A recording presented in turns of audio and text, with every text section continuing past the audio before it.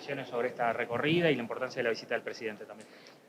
Es un día importante para la cultura en varios sentidos. Primero, porque estamos homenajeando y conmemorando a un artista enormemente importante, como fue Spínola Gómez, que dejó una obra enorme y muy distribuida en muchas manos, y hubo un esfuerzo muy grande de poder reunir aquí una parte muy significativa de lo que produjo, gracias al aporte de muchos particulares, incluso que prestaron sus obras para poder hacer esta exposición.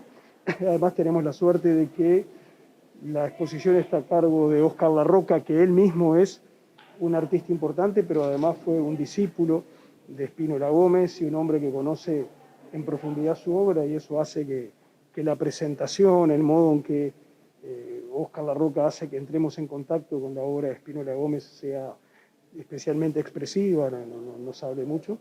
Bueno, y además está este hecho de que el presidente de la República en persona vino a recorrerla, a acompañarnos en este día de inicio de la exposición.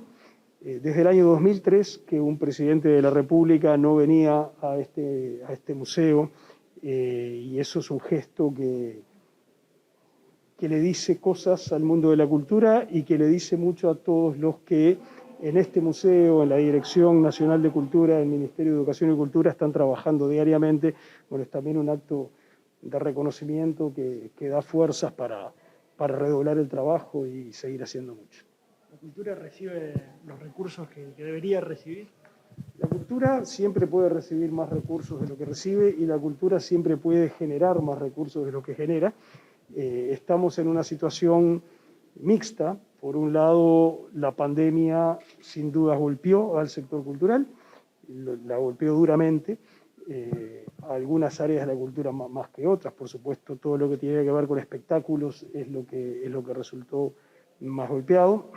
Luego hay, al mismo tiempo, políticas públicas muy activas que desde el año pasado están tratando de amortiguar ese golpe y de crear condiciones para la recuperación.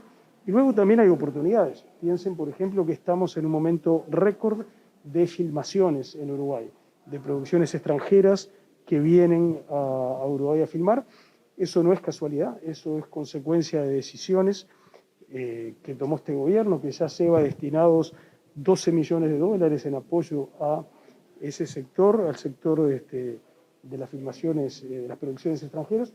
12 millones de dólares que luego se recuperan, porque eso derrama un montón de dinero, pero bueno, a corto plazo significa un esfuerzo grande.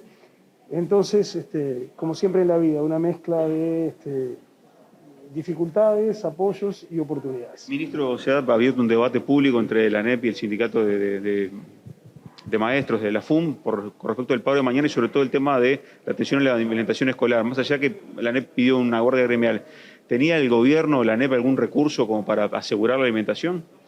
Yo creo que la primera pregunta es ¿por qué no lo previó el sindicato, que es el que le puso fecha a este paro? Lo que quedó claro en este debate es que el sindicato dijo: hago paro y no me hago cargo de las consecuencias sociales del paro que estoy haciendo. Cuando son ellos los que fijaron la fecha, cuando son ellos los que discutieron previamente en qué momento de hacerlo. En los plazos que hay, no hay tiempo para que el gobierno pueda compensar esa ausencia.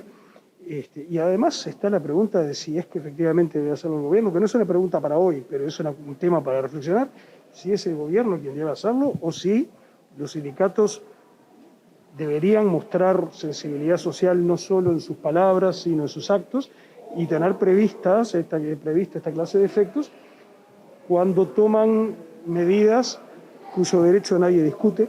Estamos en un país libre, estamos en una democracia, cada sindicato tiene derecho a parar cuando considere necesario hacerlo, pero tal vez es hora de discutir si el tema de los impactos sociales, de los costos sociales de las medidas gremiales no deberían incorporarse a la agenda de reflexión y a las decisiones de los propios sindicatos. ¿Pero se podría pensar en alguna medida de tipo de esencialidad, por ejemplo, algo que obligue? No. Este gobierno siempre fue claro, lo hemos dicho desde antes de asumir, que la declaratoria de esencialidad de la enseñanza no está en nuestra agenda, no es un instrumento que vayamos a usar. Yo creo que esto tiene que ver también con el tema de la libertad responsable, así como los sindicatos tienen la libertad de organizar paros cuando juzguen conveniente hacerlo, y está bien que así sea. Tal vez deberían reflexionar también sobre la responsabilidad que eso implica y sobre las consecuencias que descargan sobre otros, para que ese tema sea tratado de antemano y para que se tomen las medidas para minimizar esos costos.